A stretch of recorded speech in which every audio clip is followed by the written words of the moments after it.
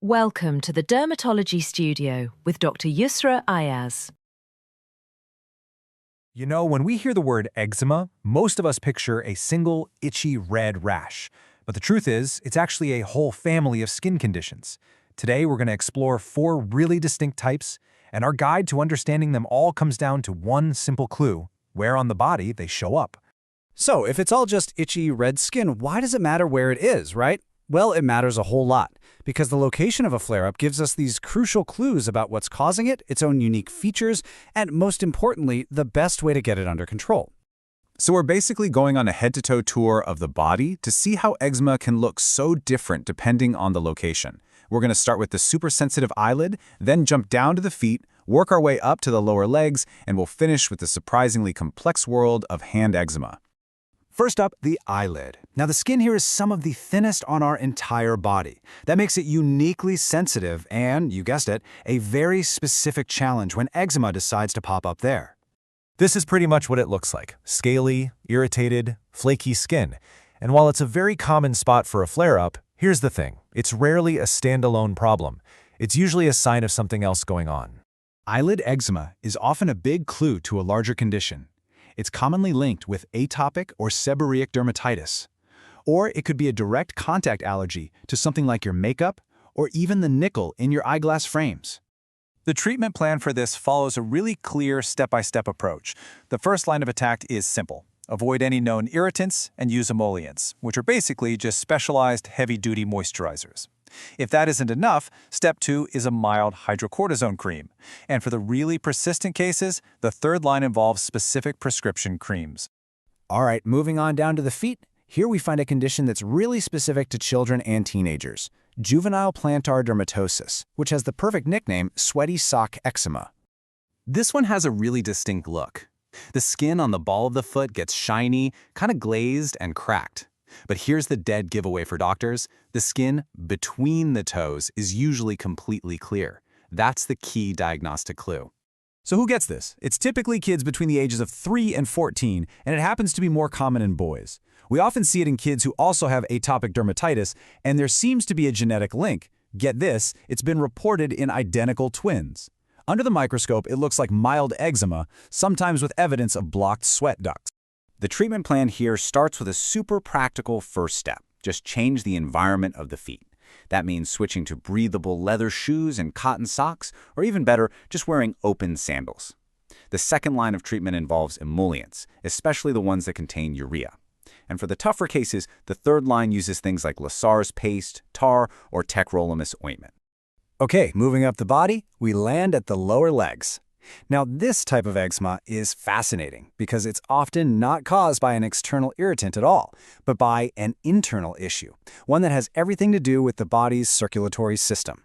You'll hear 2 related terms here. Venous eczema refers to skin changes that happen because of high pressure inside the veins. Stasis dermatitis is similar. It refers to changes from slow or stagnant blood flow. Really, they both point to the same root problem: the veins just aren't returning blood from the legs as efficiently as they should. This condition is most often seen in people who are middle-aged or elderly, and it's a bit more common in women. Because the skin is compromised, it's really prone to secondary bacterial infections. The biggest risk factors are a history of deep vein thrombosis, or DVT, obesity, not moving around a lot, and having had previous skin infections like cellulitis. Now, before starting a really key part of the treatment, compression therapy, doctors need to check this number. It's the ankle brachial pressure index, or ABPI. You can think of it as a crucial safety check. A score over 0.8 means a patient's arteries are healthy enough to handle the pressure from compression, which makes sure the treatment is going to help, not harm. The treatment progresses pretty logically. The first line is all about basic care: taking care of the skin, elevating the legs, using emollients and topical steroids to calm everything down. The second line addresses the root cause, applying that compression therapy with special stockings to help the veins do their job. And if the underlying vein issues are really severe, the third line is a referral to a vascular surgeon for a potential surgical fix. And now for our final section, the hands. Because our hands are constantly in contact with the world, water, chemicals, allergens, friction, they are susceptible to the most complex and varied group of eczemas out there. It gets pretty complicated. You might hear the clinical term pompphiliax, which is often used as a catch-all name for hand eczema. The prefixes just tell you where it is: Chero means hand, so Chariopomphylix is on the palms, and podo means foot, for Podopomphylix on the soles. Pretty straightforward, right? Just look at these two images. They show you the sheer variety of what we're talking about with hand eczema. On the left, you've got this severe hyperkeratotic form. That means the skin has become thick, scaly, and deeply cracked. On the right, it's a much milder version that just looks like some superficial peeling. It's a huge spectrum. And this diversity gives us a whole bunch of clinical variants. We have that thick, fissured hyperkeratotic type. There's pompholix, which involves those little fluid-filled blisters. Fingertip eczema, which causes painful cracks. Ring eczema, which starts right under jewelry. And recurrent peeling, which is a milder form with that superficial flake. Let's take a closer look at ring eczema. It's a perfect example of irritant contact dermatitis. What happens is soap and moisture get trapped under the ring, and they just sit there irritating the skin and kicking off a reaction. The key thing to understand is that it's usually not an allergy to the metal itself, but a reaction to the irritants trapped right underneath. So the treatment plan for the hands starts with really aggressive preventative care. We're talking detailed hand care advice, avoiding irritants at all costs, and the constant use of emollients and soap substitutes. The second line ramps things up to potent topical corticosteroids, and for the most severe, life-altering cases, the third line involves systemic treatments, medications like allotrotinoin or even immunosuppressants.